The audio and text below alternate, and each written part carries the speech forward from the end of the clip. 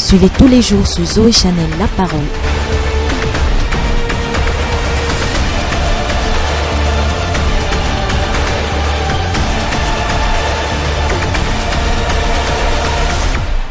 Vous voyez, ce matin, je vais enseigner sur l'œuvre et le ministère du sang de Jésus-Christ. Amen. Dis à ton voisin, l'œuvre et le ministère du sang de Jésus-Christ. L'œuvre et le ministère du sang de Jésus. Dis à ton voisin, l'œuvre et le ministère du sang de Jésus-Christ. Allons dans Exode chapitre 12. Quand nous allons parler ce mois, c'est le mois du sang de Jésus-Christ. Si tu ne connaissais pas le sang de Jésus, ou si tu ne donnais pas une importance au sang de Jésus, c'est le temps pour toi de t'attacher au sang de Jésus-Christ. Amen.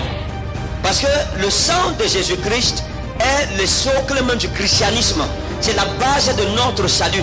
Amen. S'il n'y avait pas eu ce sang, il n'y aurait pas de chrétiens. Il n'y aurait pas de christianisme, il n'y aurait pas de salut. Il n'y aurait pas de plan divin pour l'humanité. Donc tout se joue autour de cet élément fondamental et crucial. À ton salut et à mon salut. Donc nous allons essayer de voir l'œuvre du sang de Jésus-Christ, comprendre ce que c'est, qu'est le sang de Jésus tout au long de ce mois, dans diverses facettes. Nous allons essayer d'étudier, regarder dans plusieurs facettes et comprendre pour que le plus difficile d'entendement parmi nous puisse connaître la valeur du sang de Jésus-Christ pour sa vie et pour sa famille. Amen. Est-ce qu'on est d'accord? Amen. Maintenant, commençons dans Exode chapitre 12. Exode chapitre 12 à partir du verset 1. On va lire de 1. Exode 12.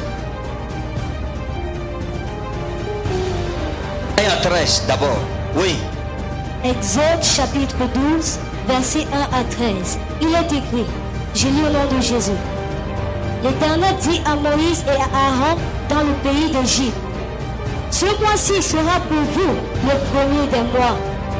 Il sera pour vous le premier des mois de l'année. Parlez à toute l'assemblée d'Israël et dites, le 10e jour de ce mois, on prendra un agneau pour chaque famille, un agneau pour chaque maison. Si la maison est trop peu nombreuse pour un agneau, on le prendra avec son plus proche voisin. Selon le nombre des personnes, vous compterez pour vous cet agneau d'après ce que chacun peut manger. Ce sera un agneau sans défaut, mâle, âgé d'un an. Âgé d'un an, vous pourrez prendre un agneau ou un chevreau. Vous le garderez jusqu'au 14e jour de ce mois. Et toute l'assemblée d'Israël l'immolera entre les deux soirs. On prendra de son sang et on en mettra sur les deux poteaux et sur le linteau de la porte des maisons où on le mangera. Cette même nuit, on en mangera la chair, rôtie au feu.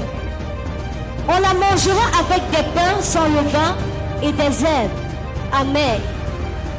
Vous ne le mangerez point à demi-cuit et bouilli dans l'eau, mais il sera rôti au feu avec la tête, les jambes et l'intérieur. Vous n'en laisserez rien jusqu'au matin, et s'il en reste quelque chose le matin, vous le brûlerez au feu. Quand vous le mangerez, vous aurez des reins sains. Vous souillez aux pieds et votre bâton à la main, et vous le mangerez à la hâte. C'est la Pâque de l'Éternel. Cette nuit-là, je passerai dans le pays d'Égypte et je frapperai tous les premiers-nés du pays d'Égypte, depuis les hommes jusqu'aux animaux, et j'exercerai des jugements contre tous les dieux de l'Égypte. Je suis l'Éternel. Verset 13. Le sang vous servira de signe sur les maisons où vous serez. Je verrai le sang et je passerai par-dessus vous, et il n'y aura point de plaie qui vous détruise quand je frapperai le pays d'Égypte. Amen. Verset 29 à 36. Verset 29 à 36. Il est écrit, Au milieu de la nuit, l'Éternel frappa tous les premiers-nés dans le pays d'Égypte, depuis le premier-né de Pharaon assis sur son trône, jusqu'au premier-né du captif dans sa prison, et jusqu'à tous les premiers-nés des animaux. Pharaon se leva de nuit, lui et tous ses serviteurs et tous les Égyptiens. Il y eut de gros cris en Égypte. Il n'y avait point de maison où il n'y avait eu un mort. Dans la nuit même, Pharaon appela Moïse et Aaron et leur dit: Levez-vous, sortez du milieu de mon peuple, vous et les enfants d'Israël. Allez servir l'Éternel comme vous l'avez dit. Prenez vos brebis et vos bœufs, comme vous l'avez dit. Allez et bénissez-moi. Les Égyptiens pressèrent le peuple et avaient hâte de le renvoyer du pays, car ils disaient: nous périrons tous. Le peuple emporta sa patte avec elle, fut élevé. Avant qu'elle fût levée, autant pour moi. Ils enveloppèrent les pétrins dans leurs vêtements et les mirent sur leurs épaules. Les enfants d'Israël firent ce que Moïse avait dit, et ils demandaient aux Égyptiens des vases d'argent, des vases d'or et des vêtements. Verset 36. L'Éternel fit trouver grâce au peuple, aux yeux des Égyptiens, qui se rendirent à leur demande, et ils dépouillèrent les Égyptiens. Les enfants d'Israël partirent à Ramsès pour Succoth. Merci. Lève ta main. Dis: mon Père et mon Jésus. Mon Père et mon Jésus, Je me mets sous la bannière de ton sang précieux je me mets sous la bannière de ton sang et précieux sous la puissance de l'alliance que porte ton sang. et sous la puissance de l'alliance que porte ton sang. Merci pour cette alliance. Merci pour cette Et merci pour alliance. ce sacrifice. Merci pour ce sacrifice. Au nom souverain de Jésus-Christ. Au nom souverain de Dieu. Tu dis Amen et c'est scellé. Amen. Asseyons-nous dans sa présence. Nous allons commencer par le verset 5. Et avant de commencer, je vais faire un bref résumé. Vous voyez, lorsque vous lisez la Bible explique déjà que sans effusion de sang, il n'y a pas de salut. C'est-à-dire qu'on ne peut pas être sauvé s'il n'y a pas le sang de quelqu'un qui a été versé. Dans l'Ancien Testament, il y a un sang qui coulait, mais c'était le sang des animaux. Et quand on observe attentivement la Bible, vous trouverez que le premier sacrifice qui a demandé l'effusion du sang s'est déroulé dans le jardin d'Éden. Vous comprenez? Parce que dans le jardin d'Éden, la Bible dit au chapitre 3 de Genèse qu'après que l'homme ait péché et que l'homme ait chuté, l'homme s'est retrouvé nu. Et quand il s'est retrouvé nu, il a essayé de se couvrir avec des feuilles de figues. Mais les feuilles de figues n'étaient pas appropriées pour recouvrir la nudité de l'homme et de la femme. Donc ça veut dire que les feuilles de figues ne cachaient pas leur nudité. Donc ils n'étaient pas vêtus en réalité. C'était un semblant de vêtement, mais ce n'était pas un vêtement. Quand vous vous arrêtez d'abord là, vous apprenez une grande leçon dans votre marche avec Dieu. Les feuilles de figues, c'était quoi? C'est les solutions humaines que l'homme cherche à couvrir ses péchés et à se montrer juste devant Dieu. Il voulait couvrir leur nudité. Les feuilles de figues faisaient allusion à la religion. C'est-à-dire que la religion ne nous mène pas vers Dieu, mais la religion c'est juste comme un moyen palliatif. Un moyen qui propose une solution qui en réalité n'est pas une solution. C'est pour ça qu'on dit que la religion ne sauve pas.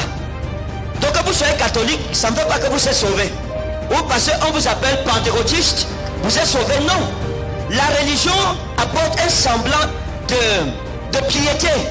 La religion nous enseigne la piété, mais elle ne nous accorde pas le salut. Comme les feuilles de figues essayaient d'assouvir, d'apaiser leur conscience qui sont vêtus, mais en vérité ils n'étaient pas vêtus. Donc c'est la même chose aujourd'hui.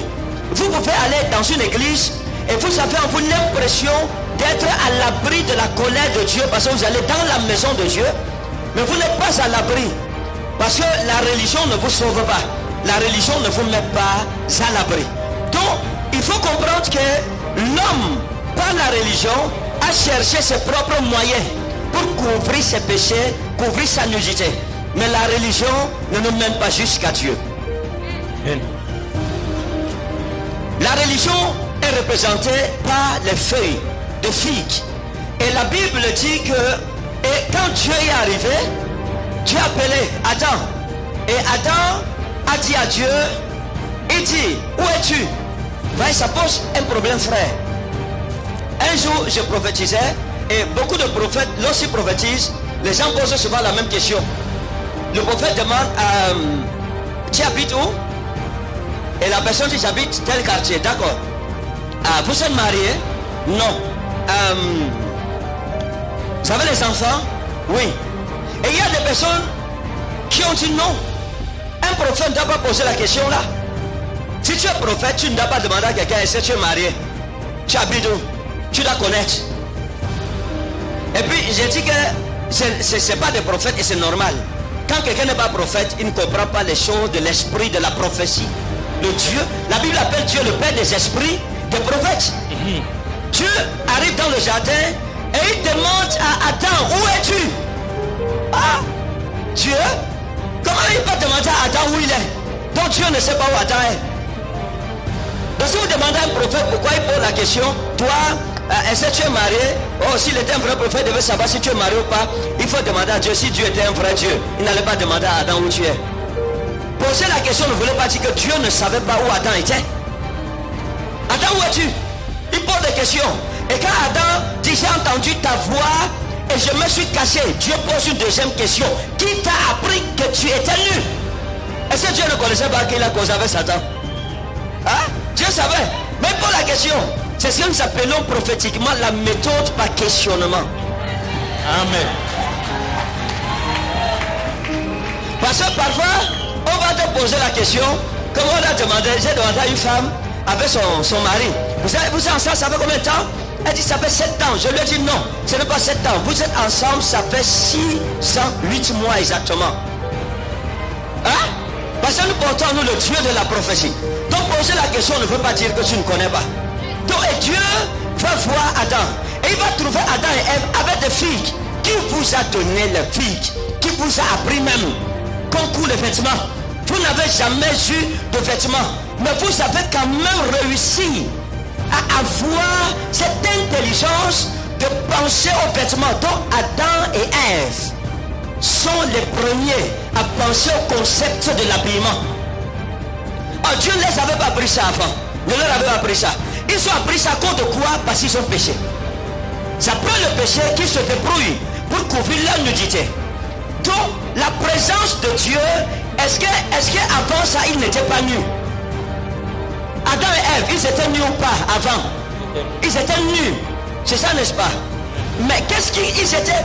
Mais est-ce qu'ils étaient vêtus? Est-ce qu'ils étaient habillés? Oui. Ils étaient habillés, mais ils étaient nus. Ils étaient nus, mais ils n'étaient pas nus. Ils étaient nus, mais ils étaient habillés. C'est ça qu'ils se sont pas rendus compte qu'ils étaient nus. Parce qu'ils étaient vêtus de la gloire de Dieu. Ils avaient une robe qu'on appelle doxa. La gloire de Dieu les recouvrait. Amen. La sainteté de Dieu était leur vêtement. Donc lorsqu'ils ont péché, la gloire de Dieu les a quittés. Leurs yeux se sont ouverts. C'est eux qui se sont rendus compte qu'ils étaient nus. Quoi qu'ils étaient nus avant. Ça veut dire quoi? Lorsque vous acceptez Christ, la gloire de Christ couvre votre nudité. Votre nudité c'est quoi? C'est votre humanité. La personne méchante en vous. Le côté mauvais de vous. Le côté charnel de vous. Les passions de la vie. Ce que vous êtes capable de faire comme un humain. Dieu couvre ça. Vous ne le faites plus. Amen. Et quand vous voyez, on ne peut pas imaginer. C'est-à-dire que vous ne pouvez plus tuer une mouche. Mais si la gloire de Dieu la quitte, vous devenez un tueur en série. Est-ce que vous venez? Amen. Beaucoup de personnes d'entre nous, nous sommes devenus des modèles, pas parce que nous avons la force en nous, non. C'est que notre nudité est couverte par la gloire de Jésus. Sa sainteté nous a recouvertes. Et c'est pour cela que maintenant, quand les gens nous voient, on est sérieux, tu oublies ton téléphone, je prends ça, je te remets. Mais si on enlève la gloire de Jésus là dans ma vie, je veux cacher ton téléphone, toi-même tu vas te demander que c'est toujours le téléphone qu'on cache comme ça. Hein? Maintenant tu peux partir, tu me laisses avec ta femme à la maison. Oh, tu reviens, tu trouves ta femme intacte. Mais si on note la gloire de Dieu, tu tentes, tu meurs. Tu reviens, tu trouves que ta femme n'est plus ta femme. Elle a changé, son teint même a changé. Django Bois met ta dame au bâton, dit que demain tu tentes encore.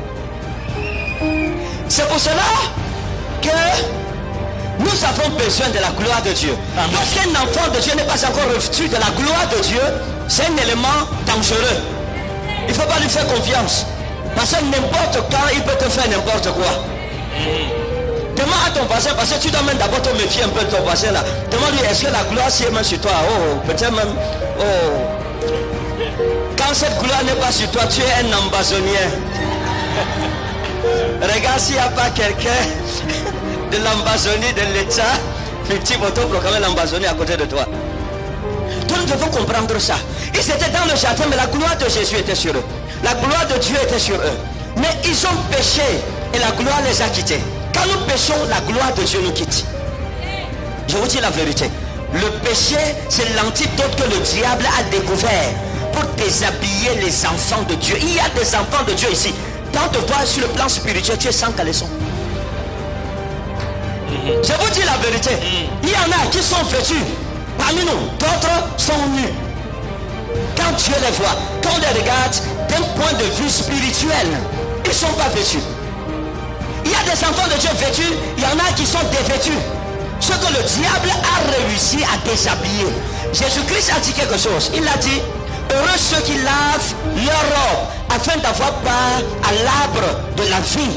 Heureux ceux qui lavent leur robe. Ça veut dire quoi? Que Jésus sait que nos robes peuvent se salir parfois. C'est pas que tu portes ta robe toi-même, tu vas la boue, tu plonges dedans. Non, accidentellement, ta robe peut être éclaboussée. Et tu dois avoir la responsabilité de la laver immédiatement. Amen. Quand Jésus dit heureux ceux qui lavent leur robe, le concept c'est quoi? C'est que la robe se salit. C'est ça, n'est-ce pas? Elle se salit. Mais malheur à ceux qui ne lavent pas leur robe, qui accumulent saleté sur saleté sur leur robe. Ça veut dire qu'ils vont de mauvaise vie en mauvaise vie. Quand vous regardez la sueur sur moi comme ça, c'est pas Yaoundé ici. Depuis cela, la sueur est en train de couler. Donc, tu dois laver ta robe. Et je bénis Dieu. On ne lave pas la robe avec le savon Noza ou avec Talanga ou Mekako. Non. C'est pas ça. C'est pas avec oh la claire. Non. Tu laves ta robe dans le sang de Jésus-Christ. C'est le seul savon. Amen. Le sang de Jésus-Christ est le seul savon qui peut laver les péchés de l'homme. Amen. C'est le seul. Vous pouvez utiliser n'importe quel genre de savon. Va même te laver avec l'eau de Javel. Ça ne lavera pas tes péchés. Le seul savon qui a été pourvu par le ciel, c'est le sang de Jésus-Christ. Amen. Fais le sadaka comme tu veux. Quand nous étions musulmans, quand tu péchais, quand tu commets adultère, tu fais ce qu'on appelle Ngiwam Tjanaba, le bain de purification. Tu te laves avec de l'eau simple et puis c'est fini. Ton péché, ce n'est pas l'eau là vraiment que le péché la colle même bien encore sur ta peau, sur ton âme. Non. La seule chose qui peut sauver l'homme de ses péchés, c'est le sang de Jésus. Et c'est pour cela que nous pensons et nous croyons fermement qu'aucune autre religion ne peut sauver l'homme en dehors du christianisme. Amen. Puisque s'il faut le sang de Jésus, il faudra accepter Jésus-Christ comme Seigneur et Sauveur personnel. Amen. Oh, alléluia. Je bénis Dieu pour le premier jour où j'ai rencontré Jésus-Christ. Amen. Je n'oublierai jamais la première rencontre avec mon Sauveur. Amen. Je me souviens de ce jour comme s'il n'était hier. Amen. Il y a un chant qui dit: j'aime cet homme de Galilée. Il a fait beaucoup de choses pour moi. Il Il a pardonné mes péchés, il m'a donné le Saint-Esprit. J'aime cet homme de Galilée. J'aime Jésus de Nazareth. Il a fait beaucoup de choses pour moi. Il a pardonné mes péchés, il m'a donné le Saint-Esprit.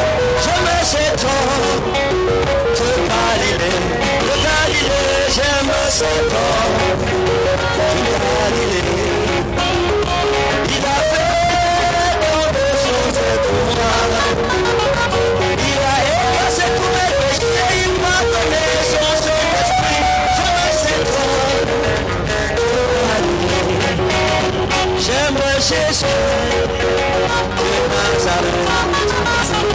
Il a fait beaucoup de choses pour moi.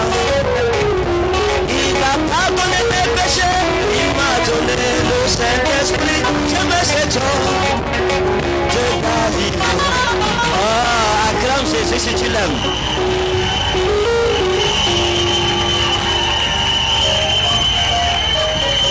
Célèbre le Seigneur et tu t'assois parce que tes péchés sont pardonnés aujourd'hui. Amen. Regardez, s'il n'y a pas le sang de Jésus-Christ, il n'y a pas de salut. Puisque c'est le sang de Jésus-Christ qui efface les péchés, ça dit qu'il n'y a pas de salut sans le sang de Jésus-Christ.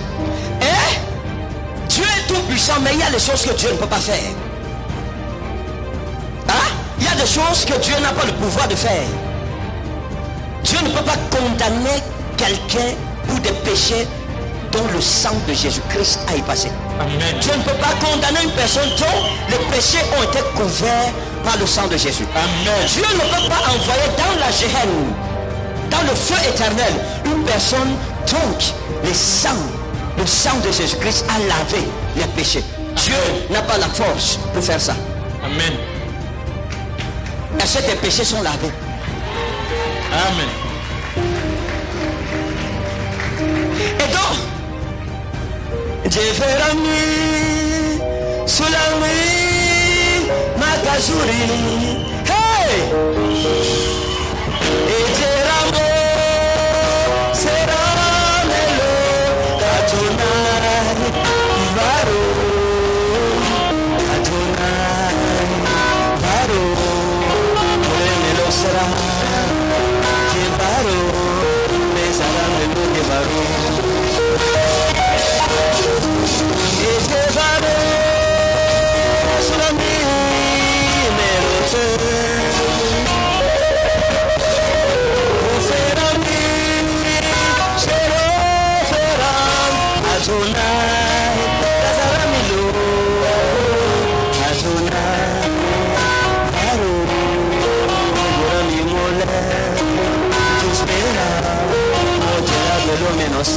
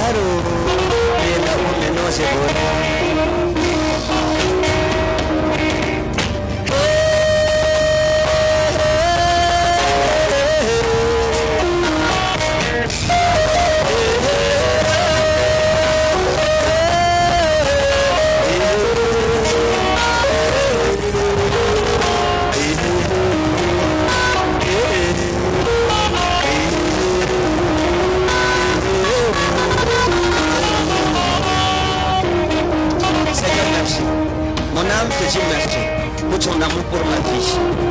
Merci pour tant de choses que tu as faites pour ma vie. Amen. Tu as tellement fait pour moi, Jésus. Je t'en serai reconnaissant jusqu'à ma mort. Seigneur, tu as fait tellement de choses. Et il y a encore à faire. Et je te fais confiance. Amen. Que la louange et la gloire te reviennent. Amen. Au nom souverain de Jésus-Christ. Amen. Amen. Que Dieu vous bénisse. Amen. Quand vous revenez sur les feuilles de figue, parfois, par certaines traditions, certaines pratiques, nous voulons que nos péchés soient pardonnés pour entrer au ciel et plaire à Dieu. Mais ces choses ne suffisent pas pour que nous soyons sauvés. Quand nous étions musulmans, parfois il fallait faire les sacrifices. Quand tu pêches, tu fais les sadakas pour que tes péchés soient lavés. C'est ça les feuilles de figue. Mais ça ne lave pas nos péchés. Jésus a fait tellement de choses pour ma vie. Amen. Je vous dis la vérité. Quand nous chantons, je chante comme ça, je pense à ce que j'étais, à ce que je suis. Grâce au sang précieux versé sur la croix, je dis que Jésus n'est pas mort pour rien sur la croix. Amen. Parce que si le sang de Jésus-Christ n'était pas avec nous, le monde serait gâté. Les hommes doivent continuer à croire au Seigneur Jésus si nous voulons une société paisible et équilibrée. Les dirigeants doivent croire en Jésus-Christ. Les présidents doivent accepter Jésus-Christ. Parce que l'islam, le christianisme est la seule religion qui milite pour la paix en vérité. Pas hypocritement. C'est la seule religion qui milite pour la paix en vérité. Amen. C'est la seule qui transforme les vies des hommes. Amen. C'est la seule où on voit un voleur devenir une personne juste, un corrompu, devenu un incorruptible. Amen. C'est la seule où tu connais quelqu'un qui bavardait, il est calme désormais. Quelqu'un qui courait après les femmes, tu le vois, il regarde la femme et dit non. C'est la seule foi, le nom de Jésus-Christ. Le sang de Jésus-Christ. Amen. Est la seule chose qui a réussi à transformer les cœurs des hommes. Amen. Allez demander à chacun de nous ce qu'il était. C'est des anciens bandits ici. Des anciens braqueurs. Des anciens adultères. Des anciens ivreux. Tu vas trouver anciens. CV bien rempli. Quelqu'un m'a dit un jour que si Jésus ne t'avait pas sauvé prophète, c'est que les femmes allaient souffrir. J'ai dit vérité.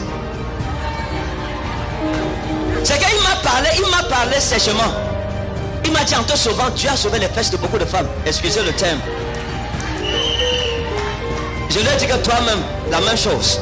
Nous tous, Jésus-Christ, chaque homme qui se convertit, c'est l'humanité qui avance. Vérité. Est-ce que vous comprenez? Amen. Chaque personne qui accepte Jésus-Christ comme son Seigneur et Sauveur personnel du fond de son cœur, l'humanité avance. Amen. L'humanité avance.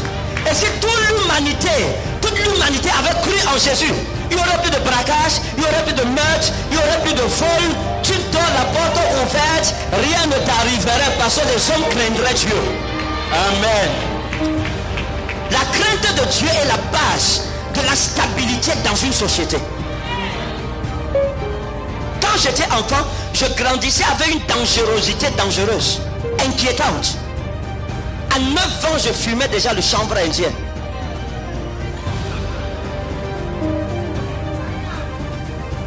À 11 ans, je buvais déjà la 33. Moi, c'est que vous voyez. Parce que quand je vais prophétiser, vous me voyez, vous ne pouvez pas imaginer. Quoi? Le sang de Jésus a fait beaucoup pour ma vie. Amen. J'avais un ami à l'époque, un bororo de la brousse, non tel un bororo, le peul de la ville. Lui, il sortait de la brousse pour venir. C'était mon ami frère. On est allé à la boutique et je lui ai acheté le pain beurre. Il a mangé et c'était bon. C'était la première fois de sa vie qu'il goûtait au beurre. Il n'avait jamais vu le beurre. Nous sommes rentrés à la maison, on a trouvé le pot de ma mère. Le pot pour les cheveux. Il ouvre la boîte, il me dit, donc vous avez aussi ça ici? Je lui ai dit oui. Il m'a dit, je peux manger? J'ai dit, vas-y mon ami. Il a mangé, ça brûlait sa bouche. Il a dit que, aïe, ça c'est pas comme pour l'autre là. Hein. Je lui ai dit que c'est passé, ça a dormi. Comme je savais qu'il était villageois, il y avait le courant. le fil nu quelque part. Je lui ai dit pardon, déplace-moi le fil là, il est monté. Il a touché le courant, ça frappe. Il enlève la main. Il me dit, qu'est-ce qui se passe? Il y a quoi? J'ai dit qu'il n'y a rien. J'ai dit pardon, déplace. Il déplace encore. Il enlève la main. Il me dit, c'est pas possible, il y a quelque chose. Je subis des attaques là. Il ne savait pas, il connaissait que le courant c'est quoi. Et j'ai ri. Je lui dis déplace encore. Il dit, il m'a dit que le truc il croque les gens. Je ne touche plus ça. Voilà, je me levais avec des velléités sécessionnistes. Mais Jésus m'a changé. Amen. N'aie pas peur, je ne veux pas te montrer le courant que tu as touché. Nous on faisait que ninja, quoi? La nuit, c'était le monde de tout le quartier là. Tout le monde savait. Tu t'habilles, tchap.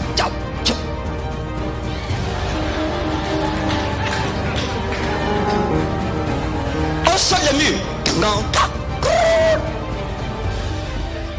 Parce que les ninjas ne courent pas comme toi tu cours là. On saute le mur, on grimpe. Opération aller voler les mangues sur le voisin. Mais Jésus m'a changé. Tu laisses ton téléphone ou bien ton argent, je prends ça toi-même, tu es encore étonné. Mais aujourd'hui, Jésus m'a changé. Toi aussi tu as une histoire. Je sais que tu as aussi une histoire avec le Seigneur Jésus. Amen. Je sais qu'il t'a aussi transformé.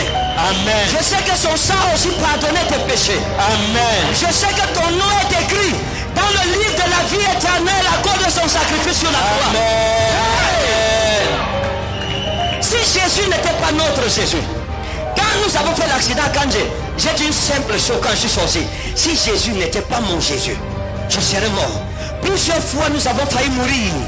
Mais son sang nous a délivrés. Amen. Son sang nous a préservés. Amen. Plusieurs fois malades, ces maîtresses nous ont rendus à la vie. Amen. Je ne peux pas compter combien de fois je suis arrivé aux portes de la mort. Mais le sang de Jésus-Christ m'a ramené à la vie.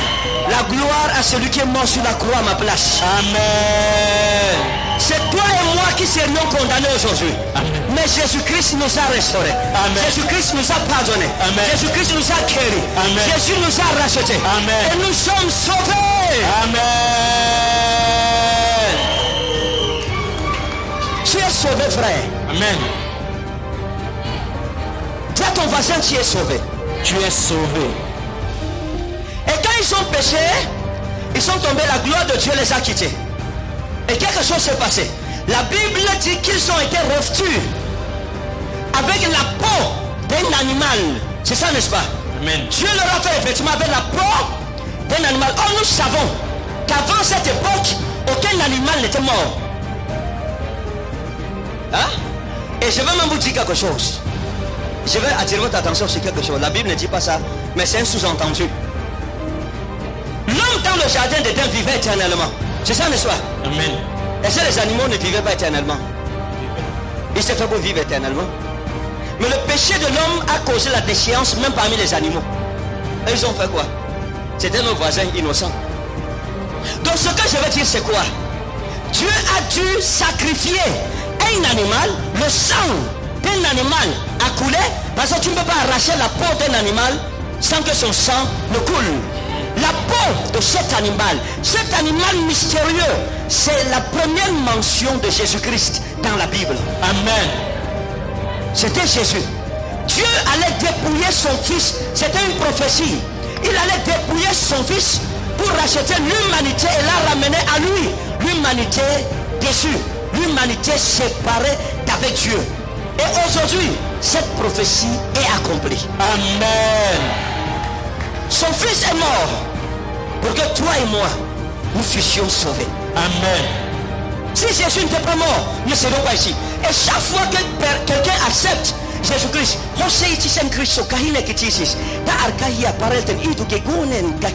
si n'importe qui est en Christ, il devient une nouvelle création. Les choses anciennes sont passées, les péchés passés sont passés, le souvenir de ces péchés sont passés. Dieu oublie le souvenir de ses chutes ou de sa chute. Maintenant chaque chose devient nouvelle. Dieu te prend et il te ramène dans le jardin d'Éden. Amen.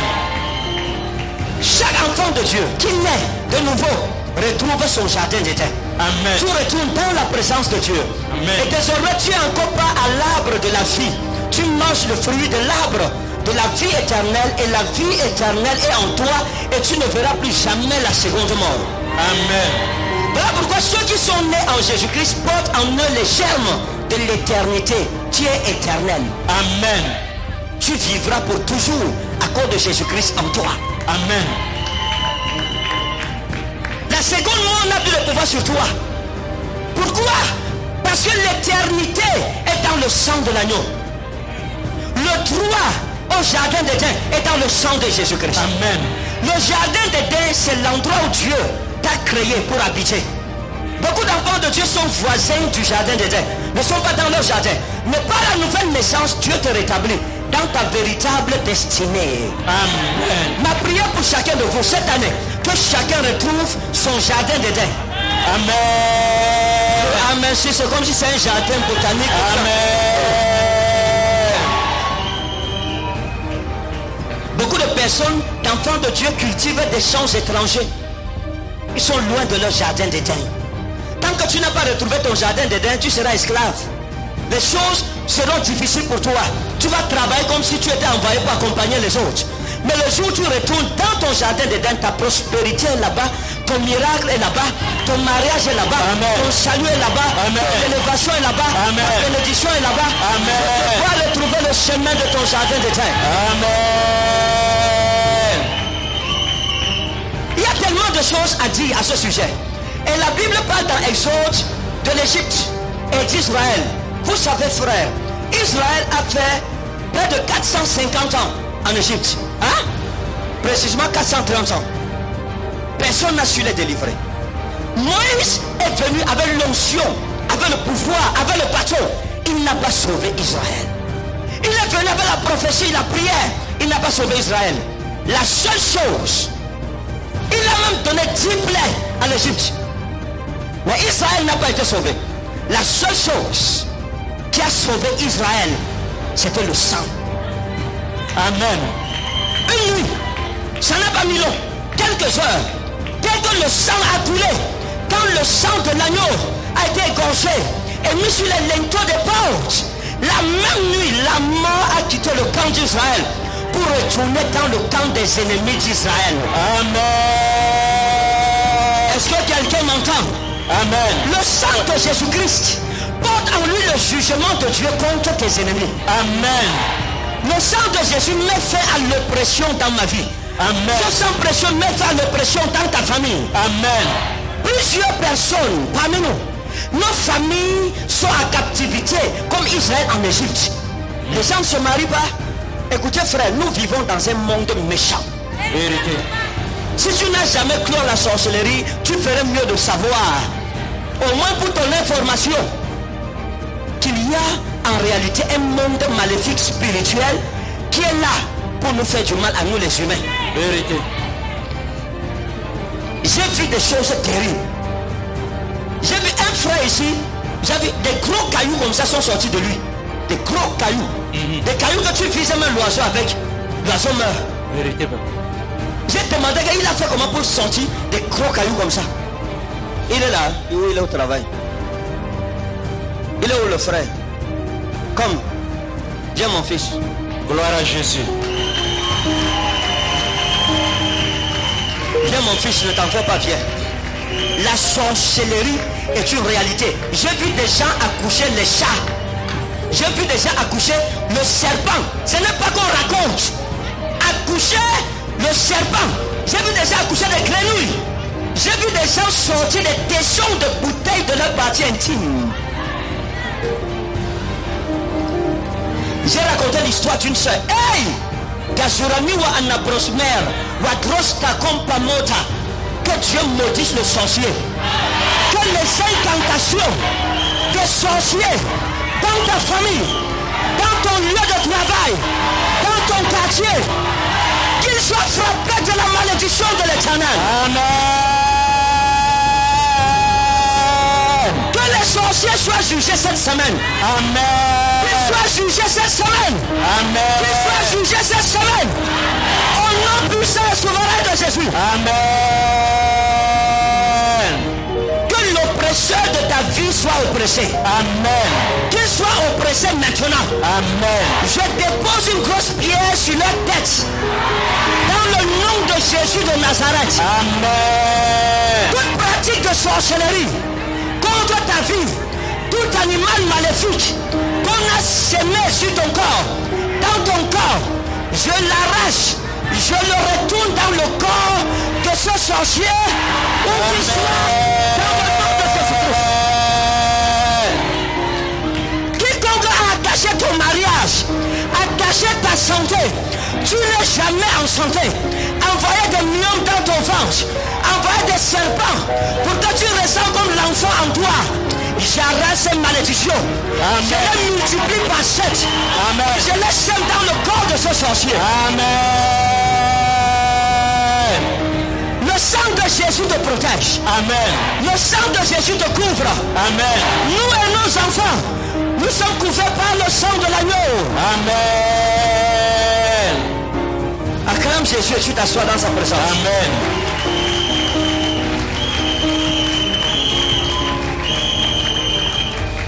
Yes.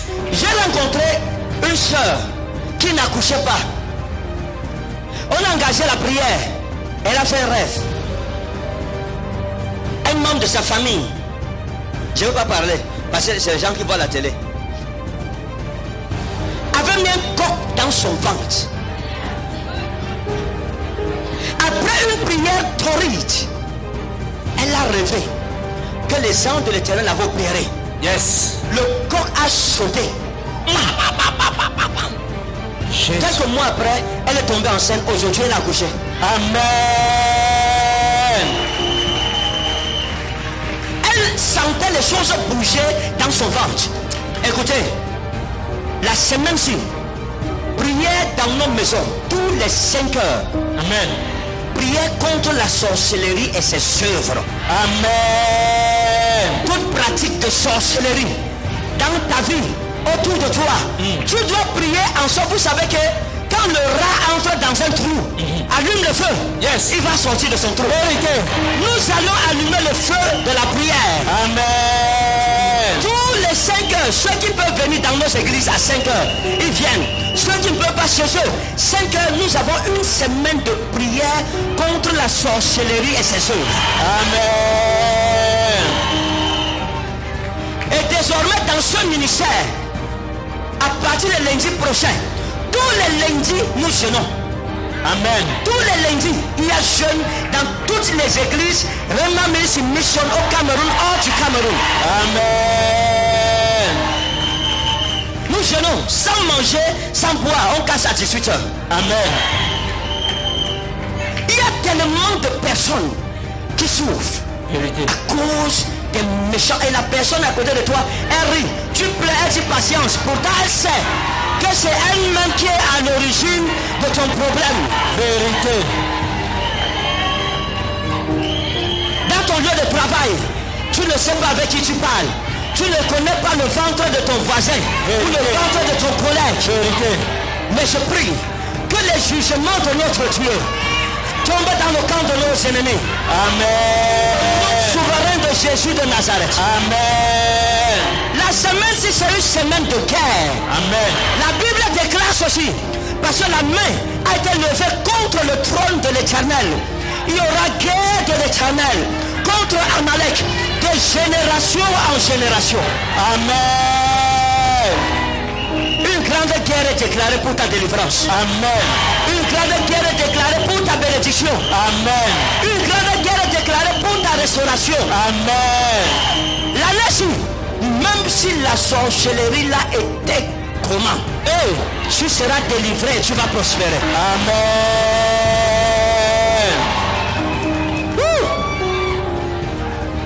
J'ai rencontré une femme. Elle est venue à Doulos à l'époque. Elle allait à l'hôpital. Elle avait 30 myomes, 30 gros myomes dans son ventre. On a prié, elle a rêvé qu'elle accouchait. Le matin, son ventre était plat. La sorcellerie. Tu sens des choses marcher dans ton corps, marcher dans le ventre, marcher dans la tête. Tu crois que c'est normal. L'hôpital ne voit rien. Pourtant, c'est un serpent qu'on t'a mis. Je renvoie les totems sur leur propriétaire. Amen. Je renvoie les totems sur leur propriétaire. Amen. Si quelqu'un est dans ta maison, il pratique la sorcellerie. Même si c'est ta bonne. Pour ceux qui ont les bonnes. Même si c'est le maître de nos enfants. Ou les professeurs à l'école. Le feu de Dieu va leur donner une honte internationale. Amen. Le sang de Jésus va combattre pour nous cette semaine. Amen. Il est temps que le sang de Jésus, nous sommes le peuple couvert par le sang de l'agneau. Amen. Toute personne qui a versé un autre sang pour envoyer des maléfices sur toi, nous avons un sang supérieur. Amen. Dis à ton voisin, nous avons un sang supérieur. Nous avons un sang supérieur. Qui parle plus que le sang versé par les sorciers.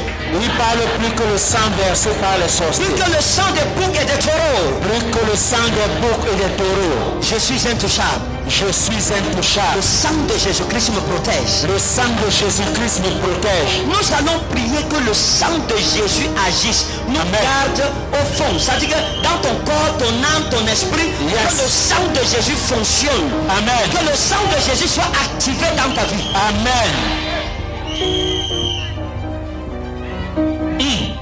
Jésus. Quelqu'un te touche, il meurt. Amen. Oui, mon fils, asseyons-nous.